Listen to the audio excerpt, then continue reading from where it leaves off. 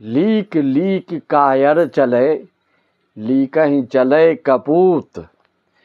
Leak छोड़ तीनों चले, सायर सिंह सपूत।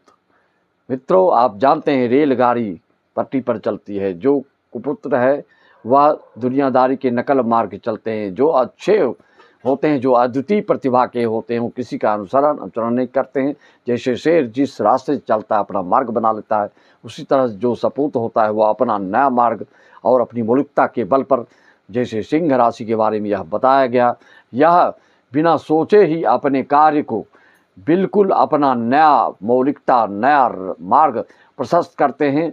लीक पर चलने वाले ये तीनों नहीं होते हैं।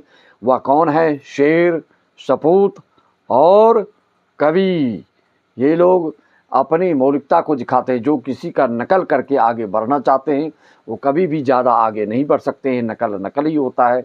जब तक आँख में मौलिकता नहीं है, जब में आपके गॉड गिफ्टेड कोई विद्या नहीं है, जब तक आप कोई विशेष प्रतिभावान नहीं होंगे, तब तक आप संसार में, विश्व में नाम नहीं कमा पाएंगे। इसीलिए किसी के नकल करने वाले के पीछे आप मत पड़िए। अपना स्वयं रास्ता, मार्ग प्रशस्त कीजिए और लीकहि चले का उपदेश का आत्मसात कीजिए, हृदयंगम कीजिए और ऐसा कोई पथ, ऐसा कोई उद्देश्य, ऐसा कोई एम बनाइए कि दुनिया में आपका नाम रोशन हो। नर हो न निराश करो मन को, कुछ काम करो, कुछ काम कर, कुछ नाम करो। सिर्फ ऐसे ही बैठकर जीवन बिताने से कोई मतलब नहीं है। ऐसे तो जीवन पशु भी बिता लेता है। आपको ध्यान देना है। अगर इस बड़े भाग मानुष तनु पावा, सुर दुर्लभ सब ग्रंथ निगावा। बड़े भाग्य से आप इस मनुष्य योनि में आए हैं, तो इसको अपने इसी मानवता को इतना फैलाइए, इतना विचारवान बनिए, इतना सत्कर्मी बनिए, इतना जनहित का कार्य करिए और सदहृदयता के साथ सबके साथ पेश आइए, सबका उपकार कीजिए। देखिए आपके ऊपर भगवान की छत्र छाया इतनी अच्छी पड़ी रहेगी कि ये कब आपका ज़िंदगी का पलट हो जाए कोई ठिकाना नहीं। सब चीज़ हो सकता है सिर्फ किसी एक ना अपने इष्ट देव का बिल्कुल नाम संकीर्तन करते रहिए प्रतिदिन। जैसे सब चीज़ उल्टा करेंगे तो ज़िंदगी में फिर आप किसी चीज़ की अपेक्षा नहीं कर सकते। प्रतिदिन जो चंदन नहीं लगाता है तो उसको कहा गया है कि वह चंडाल के रूप में है। आप देखते हैं यूट्यूब में बहुत लोग उपदेश आपको देते हैं लेकिन स्वयं चंदन नहीं लगाते हैं। आप देखते हैं कई घरों में लोग बोलते हैं शिखा रखो, लेकिन स्वयं वो शिखा छोटी नहीं रखते हैं। आप देखते हैं बोलते हैं सभी लोग मोरी धागा पहनो, लेकिन स्वयं नहीं पहनते हैं। भाई जब आप स्वयं नहीं करते हो तो आपके बच्चे क्यों करेंगे?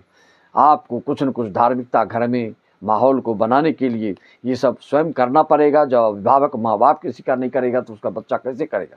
धीरे धीरे संस्कारहीन होता चला जाएगा और आपके बच्चे का, आपके कुल के, आपके परिवार, आपका वंश का धीरे धीरे पतन होता चलेगा। आपको दिखेगा नहीं अचानक में, हाय तो वाह, हाय तो हम अचानक से कोई फायदा नहीं होगा। इसलिए आपको मैं बारंबार इस संदेश ऐसा देते रहता हूँ और इस तरह का आपको सुझाव देता हूँ कि कुछ न कुछ किसी न किसी मंत्र तंत्र संत को पकड़ के चलिए, जिससे कि मार्ग में किसी तरह का आपको कोई अवरोध न पैदा हो।